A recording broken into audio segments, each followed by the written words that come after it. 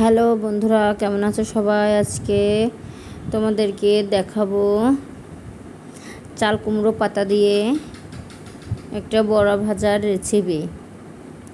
বন্ধুরা, প্রথমে আমি চুলাতে কড়াই বসিয়ে নিয়েছি, তার ভিতরে পরিমাণ মতো তেল দিয়েছি। বন্ধুরা, এই যে আমার ভিজিয়ে রাখা ডাল, এখানে আমি মুসুরির ডাল নিয়েছি। এর ভিতরে কিছু পরিমাণ কালো জিরে, হলুদ দিয়ে দিয়েছি, স্বাদ মতো লবণ দিয়ে এখানে রসুন বাটা, পেঁয়াজ বাটা, কাঁচা লঙ্কা বাটা একে একে সব দিয়ে আমি সুন্দরভাবে মিক্সড করে নিচ্ছি। বন্ধুরা, দেখতে পাচ্ছেন আমি এটা কিন্তু সুন্দরভাবে মিক্সড করতে হবে, তা নাহলে কিছু জায়গায় লাগবে কিছু জায়গায় লাগবে না।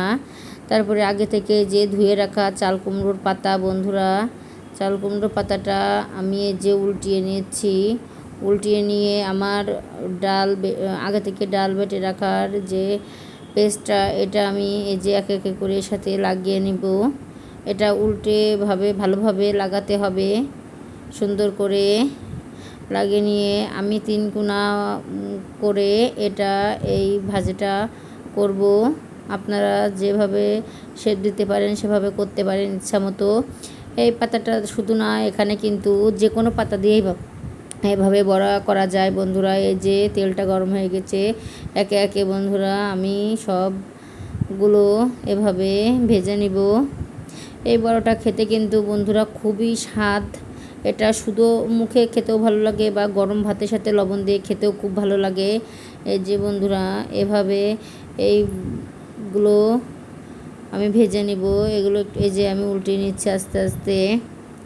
এগুলো এক পাশ একটু লাল লাল হলে তারপরে পরের পাশ এটা উল্টায় নিতে হবে। তারপরে বন্ধুরা, এটা লাল লাল হয়ে আসলে বুঝতে হবে যে এটা ভাজা হয়ে গেছে।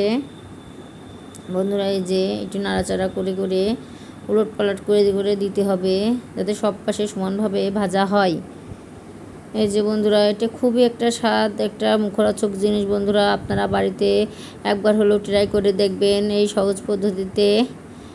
এই যে বন্ধুরা, আমি সব নামিয়ে নিয়েছি। যে আজকের আমার ভাজার ফাইনাল লুক, দেখতে যেমন খেতেও খুব সুস্বাদু। বন্ধুরা, টেস্ট আপনার বাড়িতে হলে একবার হলেও ট্রাই করে দেখবেন, আর আমার পেজটিকে ফলো দিয়ে পাশে থাকবেন।